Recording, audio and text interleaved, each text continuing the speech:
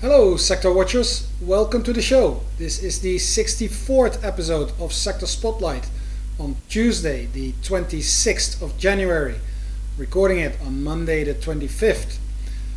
My name is Julius the Kempenaer and I am presenting to you from Amsterdam in the Netherlands. If you'd like to stay in touch with me, you can find my social media handles as well as my email address on the slide right now.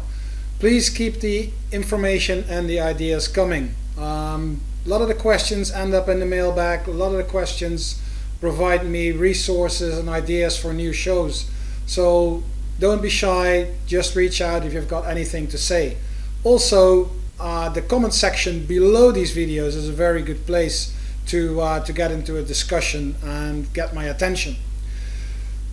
As it is the last Tuesday before the new month, it means that, as usual, we will dive a little bit deeper into expectations based on seasonality among sectors and trying to put that into perspective and see if we can find any meaningful alignments with the current rotations as they are now taking place on the RRGs.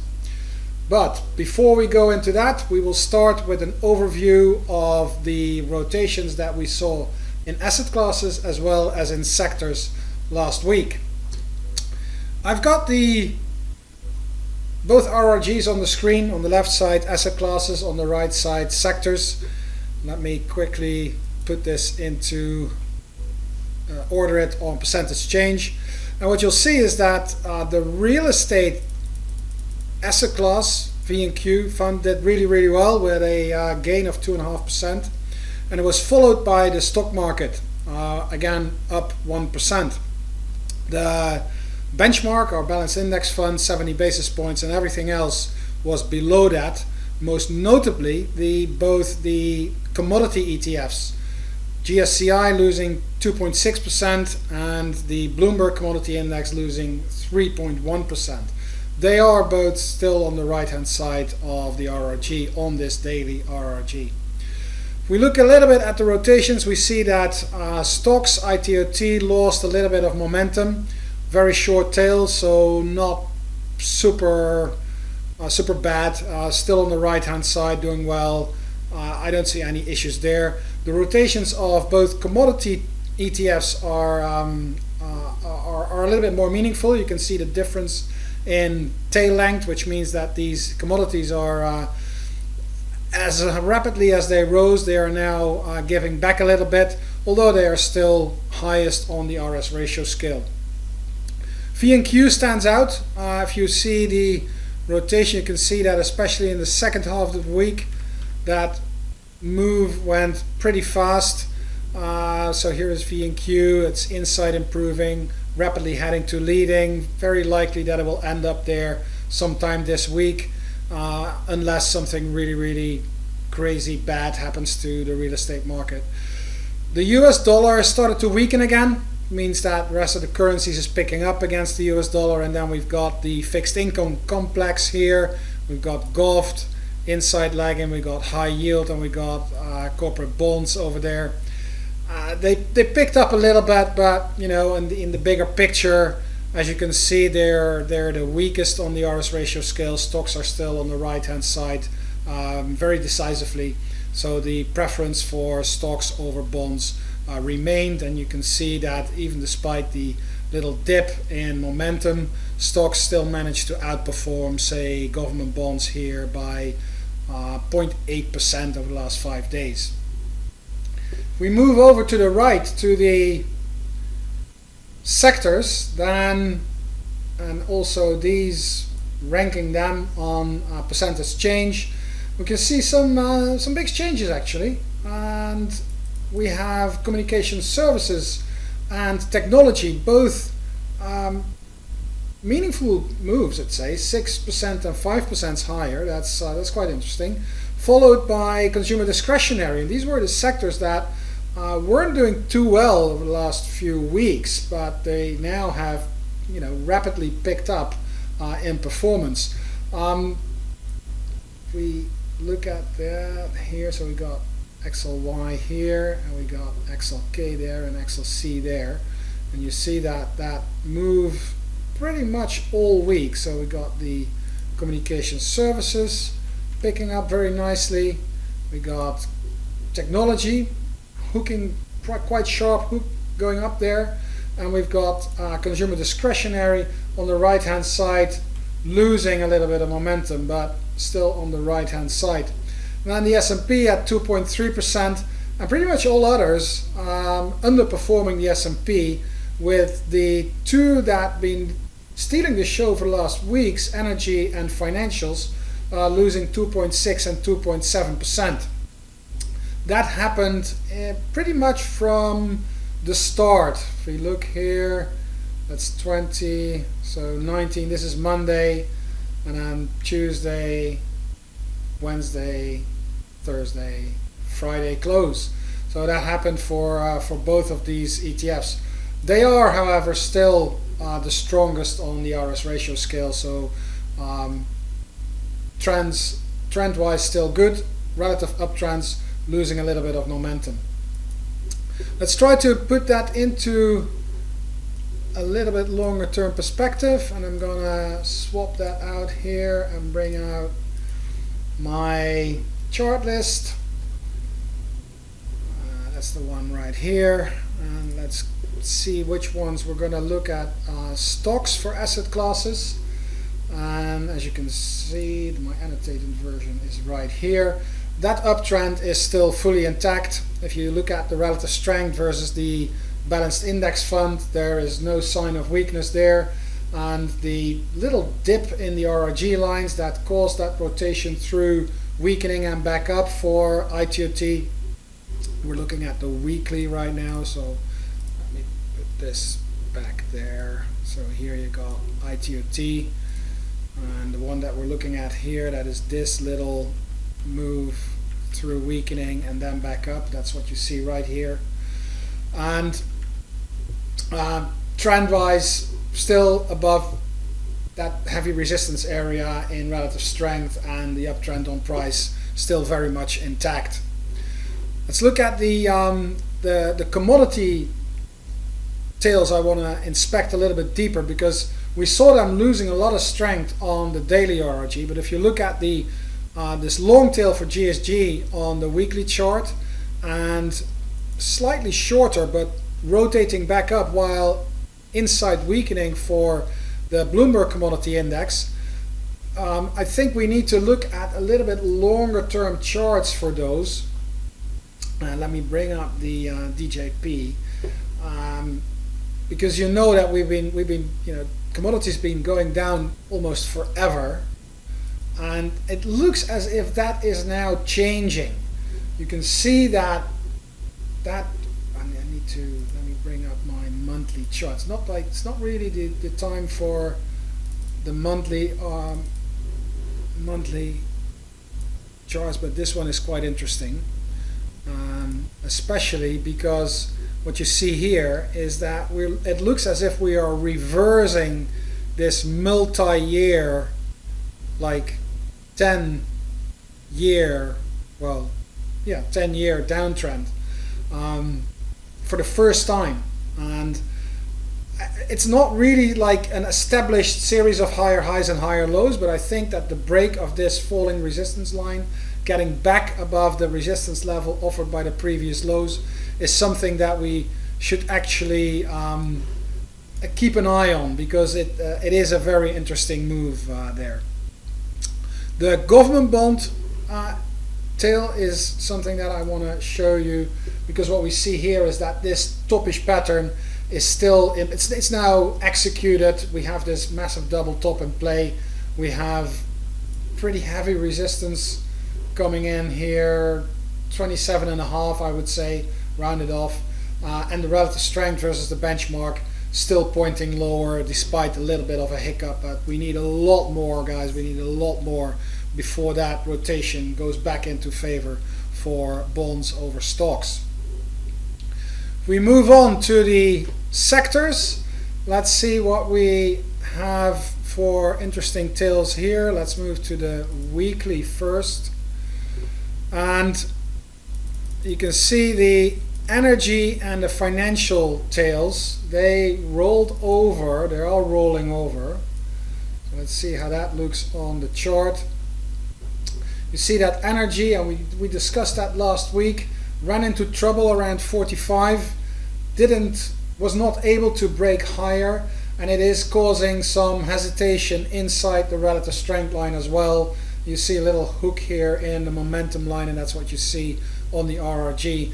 So the rally's been magnificent, the rally's been great, but it looks as if we're now rolling over and losing a little bit of strength. And we're seeing the same thing with financials, with XLF. Did not manage to really convincingly take out that early 2020 high, and you see that the bottoming process that is in place on the ratio. I think it's still in place, but it ran into trouble. And that is now causing the RRG, the tail on the RRG, to roll over. Energy financials in terms of RS ratio, still the strongest in the universe. So it's definitely not a sell, but it looks as if we need a little bit more time to take a breather and then maybe be able to attack that all-time high and push higher to new all-time highs, and then actually convincingly complete that bottoming formation in relative strength. The tails that I really like to show you, that discretionary is one of them. If we zoom in here, you see that that is rolling back up, and we know that that is an interesting rotation. If you're in weakening and you're rolling back up, that's the next part, or a renewed part in a relative uptrend, and that's exactly what you see here. You see that we stalled after that first high.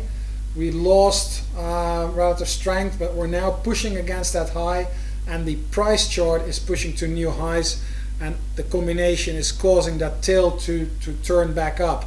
So it looks as if consumer discretionary is getting back into play and is ready to move over into the leading quadrant again.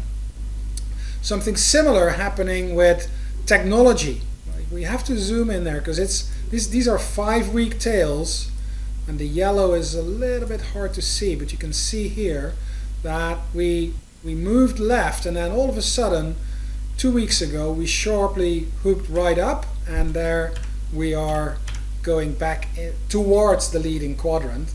And if we look at the price chart, you can see that it is still hesitating in that sideways range in terms of relative strength, but we're picking up gradually, and it looks, if this continues, and if this uptrend in price continues, because last week, and this is the first bar of this week, pushing to new all-time highs, basically confirming the current uptrend, and if that works out, we will see a break to new highs in relative strength, and that will definitely bring the RRG lines back above 100 and make that tail curl back into the leading quadrant.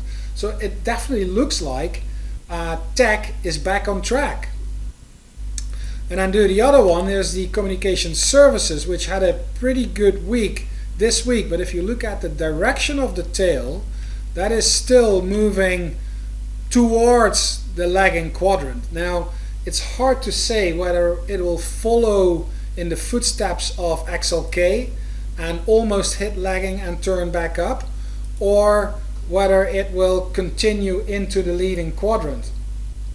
If we look at the price chart, we will see that it just broke to new highs, just like technology, and the only problem here is that relative strength is not as far up as technology. So we need a little bit more relative strength for communication services to make that tail turn back up and bring it back into leading. But RS ratio is leveling off right here. We're breaking to new highs. So XLK, XLC, and XLY, the sectors that have been doing really, really good in 2020, look as if they are turning back and picking up their leading roles again in the sector landscape. Now, the sectors that we need to be careful with right now are the ones that did really well, because you see that materials here, and we discussed that it was curling back up for a number of weeks already. So we had this moving down, and then it started to curl back up, and it's now hooking to the left, and it's actually accelerating. And that is something that worries me slightly for the materials sector. And what you see here is that in terms of price, we're now starting to test support around just above 72, but the relative strength is not able to push higher. It tried, but it doesn't work. And what you see now is that the RRG lines are starting to roll over, and that's what we see here. So for the short term, I think that materials may need a little bit more of a setback before they can either turn back into leading or make it all the way back to lagging. But materials, definitely not as good as it used to be over the last few weeks. And the same thing goes for industrials, where you see that it's now actually picking up. You saw that this was a very short tail. This is January 11. This is a 5-week tail, so it's almost a surplus. And then look at what happened in the last 2 weeks. So that is boom, boom, accelerating lower. And that's what you see in industrials there inside the weakening quadrant. And if we bring that onto a chart, then you see why that is. It's because the sector is not able to break to new highs. We've been testing that 90 level. We're dropping back. We're now being caught by that rising support line. But this one doesn't really look good. This is just a break of an uptrend in relative strength. And that makes industrials vis-a-vis the rest of the universe, vis-a-vis SPY and vis-a-vis the other sectors, one that it looks as if it's going through a setback, and the question will be whether it will make it all the way to lagging or curl back up. But just like materials, I think that in the near term, industrials could be one of the underperforming sectors going forward. And I got one question from someone who asked me when I would start covering Canadian sectors. And obviously the focus is on the US for this show. I could do European sectors. I'd love to look at Asian sectors, but probably would lose a lot of viewers. But for this week, I will fulfill that wish. And let's have a quick look at what happens in Canada. So we'll look at the RRG, and the one that there's one that really stands out, and that is technology. So what we're looking at here is a universe of S&P TSX indexes for the Canadian market, and you can see that the technology index rotated nicely through all quadrants and is now picking up and moving into the leading quadrant, which is a good thing. It's got a lot of room to move, and it looks as if utilities are actually curling back up. That's an interesting combination, technology and utilities. I'm not very familiar with the Canadian market and the Canadian sectors, I need to admit, but these are the two that I would keep an eye on. And then obviously we've got healthcare, quite different from what's happening in the US. Healthcare is a little bit of a stealth improver in the US at the moment, but you see that in Canada this sector has been doing really, really well with a 27% gain over the last 5 weeks. It's now flat but still moving there, so that uptrend is very well intact. And then you got energy, just like in the US, been doing very well but now started to roll over. Trend still there, losing a little bit of momentum. And then we've got, this is pretty much in line with the US. FS, that's the financial services, been doing well, rolling over just like the US market. And we've got consumer discretionary doing well, rolling over just like XLY in the US. So all in all, Canadian market pretty much in line with the US, but this capped technology index sector in Canada would be the one that I would be looking into a little bit more in depth if I was going to invest in the Canadian market. I'm going to leave it at this for the overview for this week. We're going for a quick break, and after that we'll start looking at seasonality.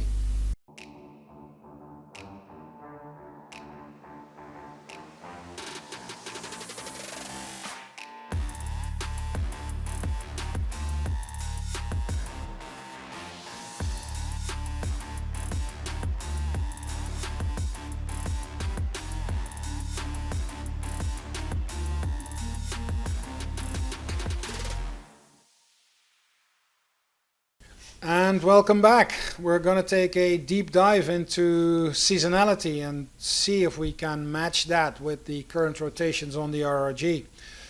You see the updated version of the table and the graph of my 3D sector seasonality.